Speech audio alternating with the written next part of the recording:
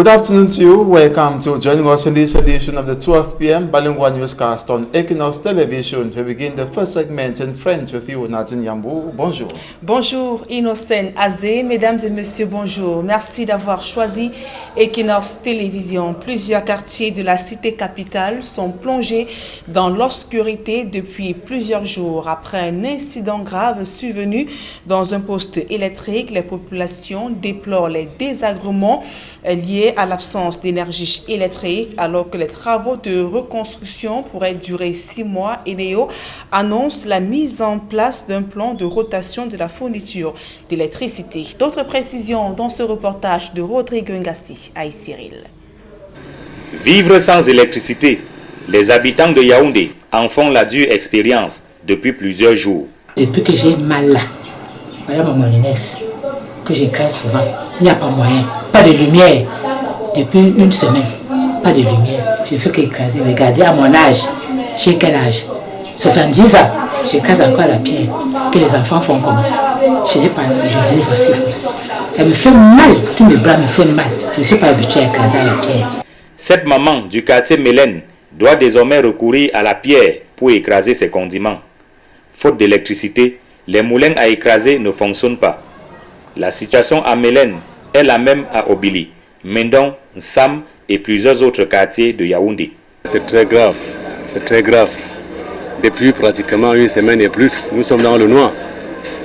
Nous sommes dans le noir, on ne parvient plus et surtout que sans lumière, on ne peut rien. On ne peut rien. Depuis pratiquement une semaine, on n'a pas de lumière. Et on veut être un pays qui veut émerger vraiment. On veut être les plus grands producteurs en énergie. Regardez vous-même comment ça se passe. On veut être émergé comment? Regardez comment nous restons sans lumière pendant une semaine. Une semaine, c'est trop, c'est pas bon. Un communiqué d'Eneo indique que le délestage fait suite à un incident survenu sur ces installations au poste BRCM à Yaoundé dans la nuit du mercredi 7 août 2019. L'incident, suivi d'un incendie, ajoute l'entreprise, a entraîné la mise hors service de tout le poste qui représente environ 25% de l'alimentation de la ville. Conséquence, dans les boutiques et autres magasins, l'activité tourne au ralenti. Je suis venue parce que j'avais un souci de chargeur. Il fallait qu'il teste le chargeur de mon téléphone pour que je puisse l'acheter. Maintenant, je ne peux pas tester. Je suis là assise, ayant espoir que ça peut changer. Cette affaire de lumière nous pénalise vraiment. Parce qu'on n'arrive pas à vendre. Tu ne peux pas vendre sans lumière. Puisque si on achète l'appareil, tu ne peux pas tester. On achète le chargeur, tu ne peux pas tester. Donc ça nous pénalise énormément. Et tous les jours, on a espoir qu'il y aura la lumière. Quand on arrive, il n'y a pas toujours la lumière. Difficile également dans ces conditions de se restaurer ou de conserver les aliments. Frigos et réfrigérateurs ne sont pas branchés. J'avais une petite fête là, mais je n'ai pas pu. Parce que tout ce que j'avais réservé, c'était tout gâté, tout gâté. À cause de la lumière, pas de lumière, pas de lumière. Et voilà, c'est tout gâté. Hier, je suis partie à la boulangerie acheter le gâteau de l'enfant. L'enfant fêtait son anniversaire. J'ai acheté le gâteau à la veille. Je suis arrivée à la maison, j'ai mis au frigo et le freezer, on a arrêté la lumière. Le matin, pratiquement, la crème dégageait en fait. Pour pallier l'absence d'électricité, les populations des quartiers affectés par le délestage font recours au groupe électrogène. Nous avons donc sollicité un groupe électrogène pour pouvoir alimenter notre structure, pour pouvoir faire avancer nos activités. On ne sait pas quand est-ce que la lumière va revenir. J'étais obligé de prendre le groupe. Et avec la consommation aussi, ce n'est pas grave parce que le groupe consomme énormément. Ce n'est pas évident. Le groupe même, finalement, même c'est la catastrophe. Tous ces derniers temps, moi je travaille avec un groupe qui ne m'appartient même pas. Je suis à 30 000 de dépenses. Le malheur des uns faisant le bonheur des autres, c'est la période de vache grasse pour les vendeurs de groupes électrogènes. Comme on dit très souvent, le malheur des uns fait le bonheur des autres. J'ai vendu des groupes ces derniers temps et ça me réjouit malgré tout. Des quartiers de Yaoundé sans électricité depuis une semaine. Les populations en ont ras le bol. Elles en appellent au président de la République. Il faut que vraiment, que ce que le président a demandé, qu'il doit faire, qu'il respecte ça. qu'il respecte ce qu'il a dit aux populations. Puisque regardez, il nous a promis qu'on doit être les plus grands producteurs d'énergie dans l'Afrique centrale. Regardez, ça ne vaut pas la peine, ça ne vaut pas la peine. C'est très énervant. Eneo indique que ces techniciens sont sur le terrain. Les efforts engagés pour minimiser les désagréments n'ont permis à ce jour de reprendre que 70% des clients impactés. 30% des clients sont encore dans le noir. Les travaux de construction proprement dit du poste complètement brûlé vont durer 3 à 6 mois, ajoute Eneo, comme pour dire que le retour définitif de l'électricité n'est pas pour bientôt. Où est passé le dialogue annoncé par le Premier ministre lors de sa tournée à Boya ainsi que Bamenda en mai 2019? 3 mois plus tard, le SDF estime que c'était un rideau de fumée pour tromper une fois de plus les Camerounais. Et le SDF, à quelques semaines donc de la rentrée scolaire 2019-2020, le SDF interpelle le chef de l'État sur sa responsabilité de mettre un terme à la guerre afin de créer les conditions d'un retour justement à l'école dans ces deux parties du pays, des prescriptions faites lors d'une NEC tenue ce week-end à Douala. D'autres précisions dans ce reportage de Gladys Sidier et François Dikoumé. Les résolutions de la réunion du comité exécutif national du SDF évoquent des questions brûlantes d'actualité avec au premier plan la détérioration de la situation sécuritaire dans les régions du nord-ouest et sud-ouest et le souci d'une rentrée scolaire effective. Le comité exécutif national du SDF rappelle au président Biya qu'il a déclaré la guerre civile en cours dans les régions du nord-ouest et du sud-ouest et qu'il lui incombe par conséquent d'instaurer le dialogue nécessaire pour mettre fin à la dite guerre. Réitère à cet égard sa position antérieure, à savoir qu'aucune élection ne peut avoir lieu dans ces deux régions dans les conditions actuelles. Le NEC réitère sa position antérieure selon laquelle l'éducation des enfants ne peut être sacrifiée sur l'autel de la guerre. Demande par conséquent au gouvernement et aux combattants séparatistes de négocier de toute urgence un cessez-le-feu et de prendre les mesures nécessaires pour la mise en place d'un couloir sécurisé qui permette un retour serein à l'école. Autre sujet de la vie nationale évoqué par le NEC, la paralysie de la circulation et des activités à l'entrée est de la ville de Douala au regard de l'impact économique et des désagréments causés aux populations. Le NEC exige que la situation de la pénétrante est de Douala ainsi que celle de toutes les autres nationales dégradées soit déclarée état de catastrophe nationale par l'État. Exige la démission du ministre des Travaux publics pour ses déclarations publiques scandaleuses concernant les travaux de la pénétrante est de Douala. Demande la mise sur pied d'une commission d'enquête parlementaire au sujet de la pénétrante est ainsi que sur toutes les routes nationales dégradées reliant les régions du pays. Les propos du ministre de l'administration territoriale lors de sa récente visite à Douala étaient aussi au menu des sujets évoqués par le comité exécutif national du SDF. Pour le SDF, il s'agit d'une tentative laborieuse de musellement des médias à capitaux privés, dénonce énergiquement les propos liberticides du ministre de l'administration territoriale à Tangandi à l'endroit de ces médias qui refusent à juste titre de se conformer à la doctrine de la pensée unique que le régime de Yaoundé tente désespérément d'imposer dans le paysage médiatique camerounais. Encourage et félicite les médias visés à poursuivre leur mission d'information et de sensibilisation de nos concitoyens. Toujours sur la vie nationale, le NEC condamne fermement l'opacité et le camouflage entretenus par le gouvernement relativement au sujet de l'accaparement des centaines de milliers d'hectares de terre par les non-nationaux sur l'ensemble du territoire national. Le SDF demande à ses parlementaires d'initier la mise sur pied d'une commission d'enquête parlementaire sur l'ensemble des terres concédées par l'État aux non-nationaux afin que la transparence soit faite sur les différentes procédures de concession ou encore d'acquisition. Ce sont entre autres sujets qui ont été débattus et examinés par le comité exécutif national du SDF le 10 août à Douala. Et le ministre de l'administration territoriale menace les médias et les hommes politiques pour leurs propos critiques à l'encontre du gouvernement. Cependant, cette attitude a suscité un tollé dans la classe politique. D'aucuns dénoncent une posture inacceptable visant à museler les médias dans une société démocratique. Par contre, cette approche est perçue dans les rangs du parti au pouvoir comme celle d'un haut commis de l'État qui joue son rôle dans la préservation de la sécurité intérieure du pays. Des réactions croisées dans ce reportage d'Éric Ouattat, Donald Brice, Kamgan. Aux yeux du ministre de l'administration territoriale, certains médias établis à Douala accableraient systématiquement les pouvoirs publics et appelleraient les populations à se révolter. Paul Atangandji l'a dit vendredi à Douala, le membre du gouvernement ira plus loin en menaçant ses structures privées. De tels propos ramènent le Cameroun près de 60 ans en arrière, analyse Edmond Kamgia, témoin et acteur de la lutte pour la liberté de la presse au Cameroun. Le ministre de l'administration territoriale nous ramène au plein pouvoir qui ont été adoptés en faveur de l'ancien président Amadou Ahidjo, malgré le réquisitoire du prince Daniel Kemajou qui disait qu'il ne faut pas accorder les pleins pouvoirs à Amadou Ahidjo.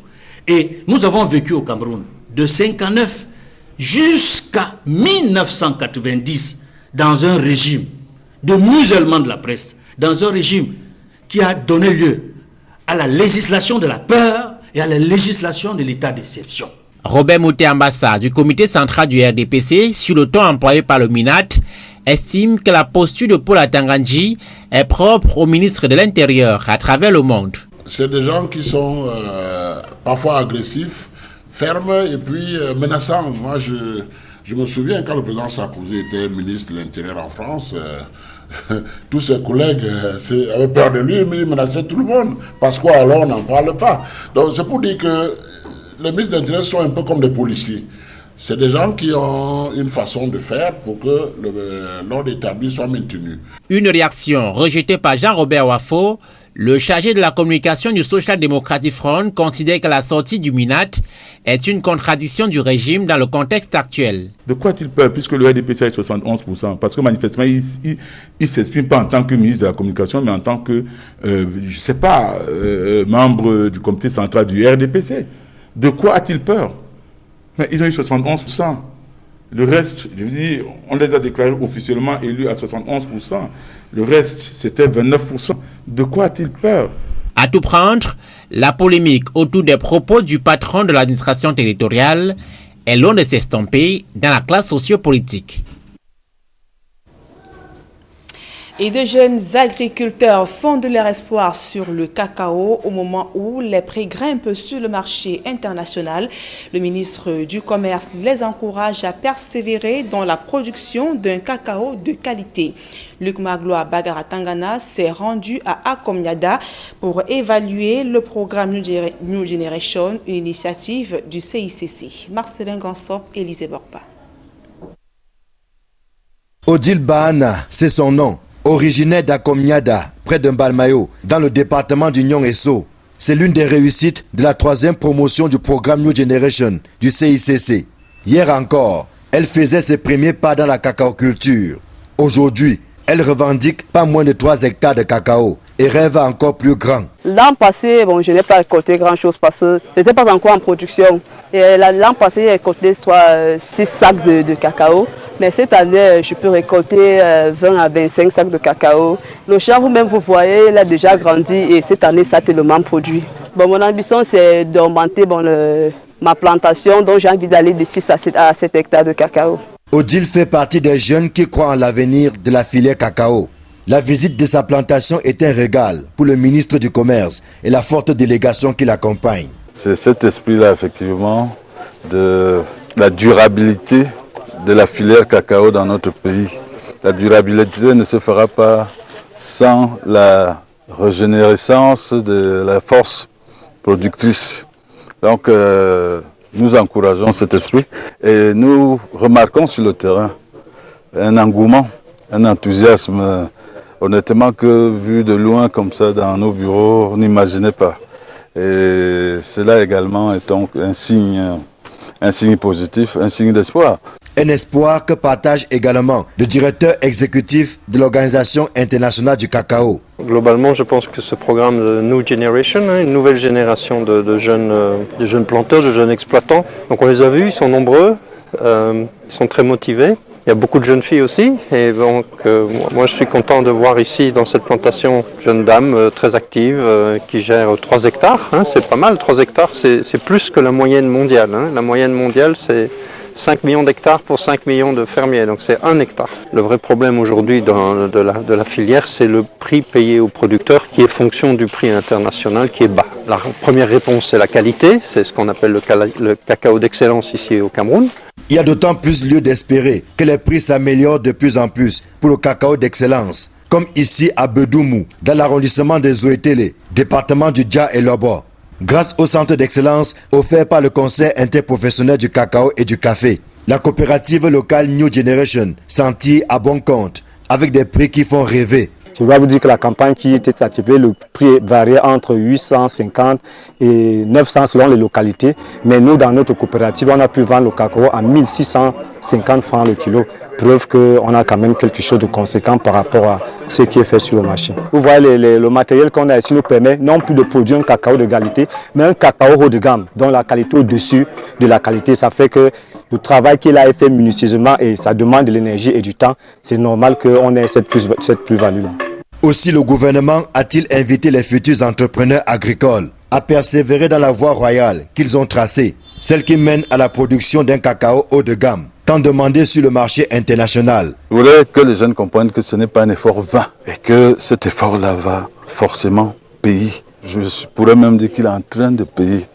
Moi, je donne simplement rendez-vous aux uns aux autres. Nous nous inscrivons véritablement cette fois de façon résolue, de façon définitive vers le renouveau.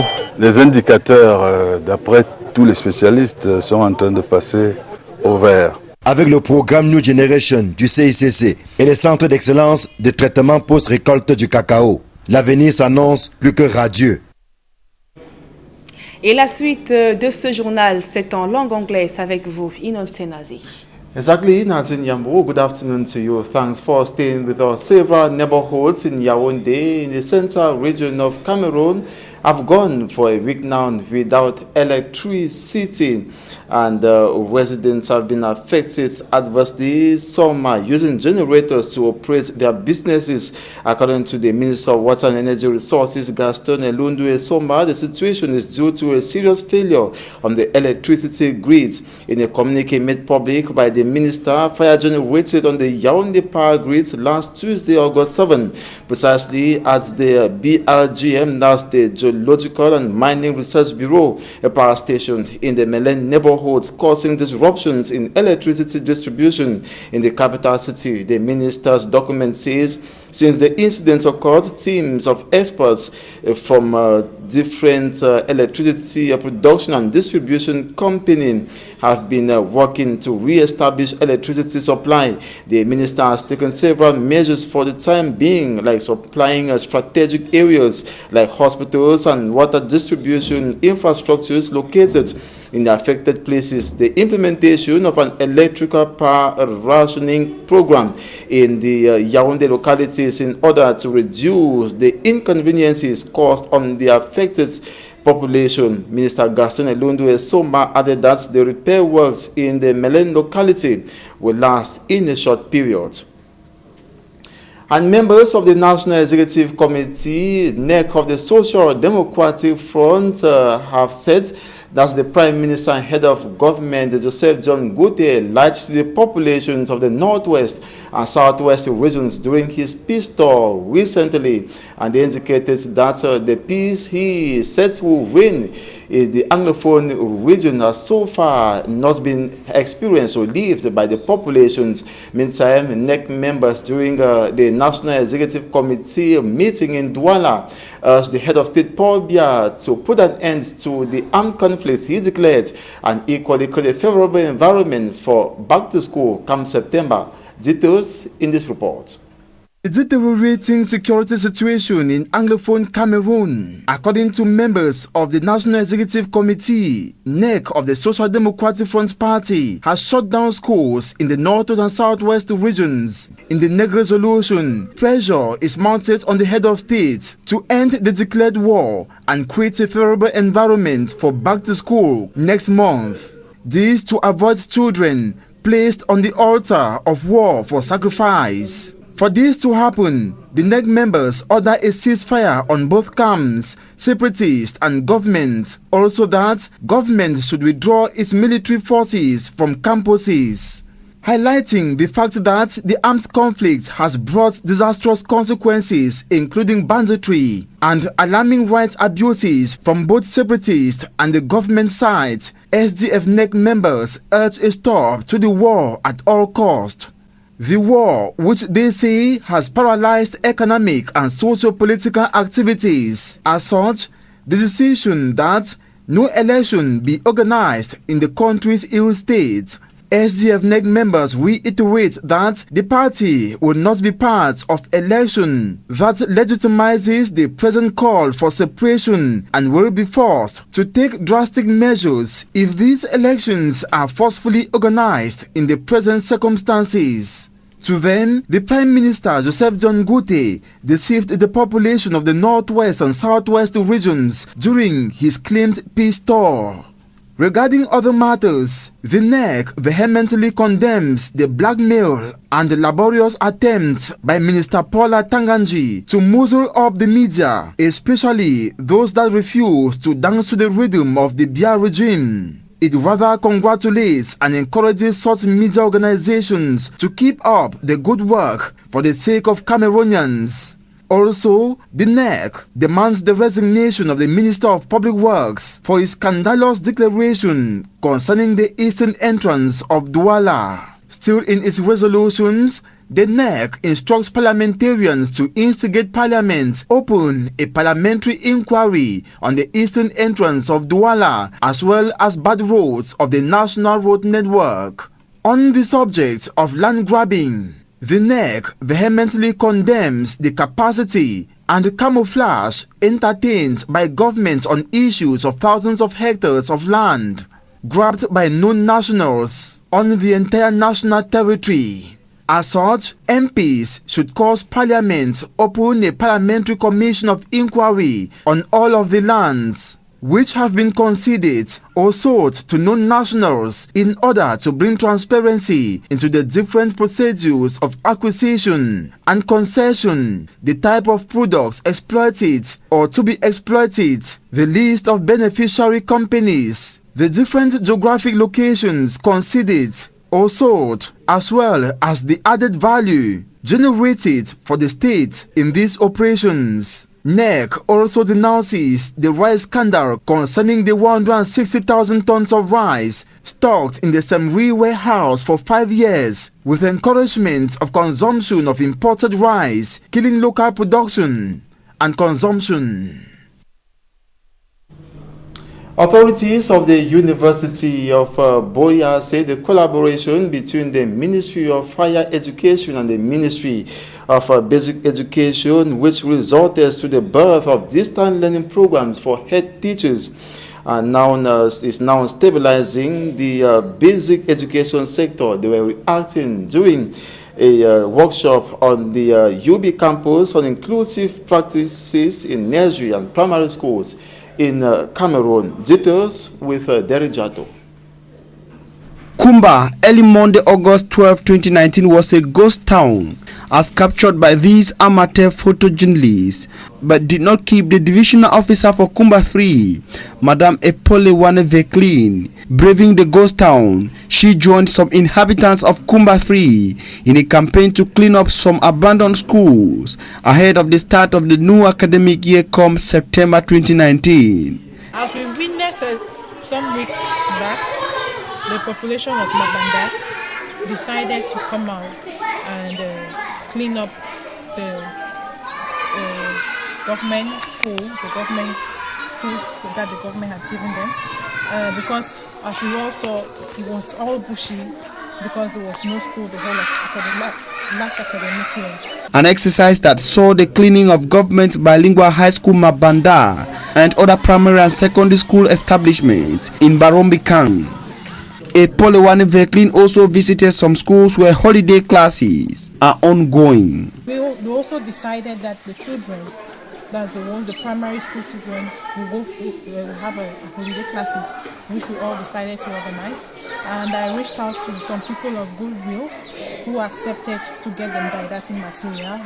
The top administrator for Kumba 3 and other key administrators believe that the holiday classes and cleanup campaigns will lay a solid foundation for effective classes come September 2019. That was rather the report on Fomi Armstrong Sanda on the divisional officer for Kumba 3 who is putting everything in place to ensure that classes effectively resume in her municipality come September the 2nd, 2019. And now we return to the report of Derek Jota, who says authorities of the University of Buea say the collaboration between the Ministry of Higher and Basic Education, which resulted to the birth of distant learning programs for head teachers, is now stabilizing the basic education sector. And they were reacting at a workshop on the UB campus on inclusive practices in Nigerian primary schools in Cameroon. His report. The University of Buea on the move for inclusive practices in teaching. Whatever subject that is done in the primary school is being perfected in the university through this program. University of Buea have done the teachers who have left the grade 1 certificate or the teachers training colleges all over Cameroon a wonderful advantage. Though this initiative is the brainchild of the University of Buea Faculty of Education, but the faculty says it is open to all. Now the distance education program is not only limited to teachers. Anybody who has a bachelor's degree or an A-levels and desire to have a first degree in nursery and primary education can enroll to study in the University of Buea through the distant mode. It is a distant mode schooling system where they school only the period when they have holidays in their own working sector. Today, these head teachers, students of distance education program in UB, have been invited for a workshop on inclusive practices in nursery and primary schools in Cameroon. Skills, presentation skills, very important. So we are not just limited to the time that we teach in class, but we come out now with very practical experiences. If you see from the workshop. And to these head teachers, the knowledge received is a perfect tool to build a nation's educational system. After such a workshop, head teachers should go back to their various societies with a new mindset. When we get back to our school, we need to do profiling. We need to profile our learners and identify their different needs. And we teach them following their problems. Some of them might have special needs. Some of them, they have psychological problems, emotional problems. At the end of their program, these head teachers will have a mastery of inclusive teaching strategies in the classroom, among others. Exposed to the disease and other environmental hazards, the local community of G Tapon, that's a village in the Noun division of the West region of Cameroon, are complaining of the absence of the slaughterhouse, and they say they have reported the issue to the mayor since 2009, but no concrete measure has been taken to ensure the locality is free from the dirty nature caused by the lack or the activity, that slaughtering of animals. Details with Hermine Luga. Without a slaughterhouse, the slaughtering is done haphazardly. We are in the Njitapune village, situated in the Noun of the West region, with a local village market in which traders make available what is requested by consumers. The people see one side is absent. Slaughtering is done here left and right, in the bushes, on the streets, and it's not permitted. Cow which is slaughtered here with blood and other waste littered in drainages. It's leaving lots of persons sick. In our village, we lack a slaughterhouse. Cow is slaughtered with blood everywhere, with dirt everywhere. The local community complain of the situation which they say has provoked ill health in children and other vulnerable persons. Reason why they say to prevent such mishaps, there is need for a slaughterhouse. To avoid diseases, there is need of a slaughterhouse because in course of the slaughtering, people get sick.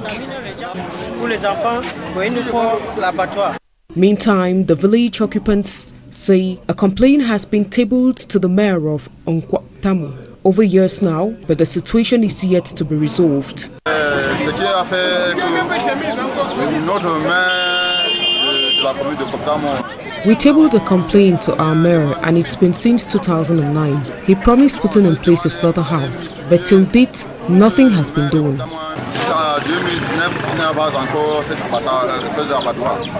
While waiting for a slaughterhouse to be constructed in the village, the locals are managing the situation with little preventive measures put in place to avoid taking ill.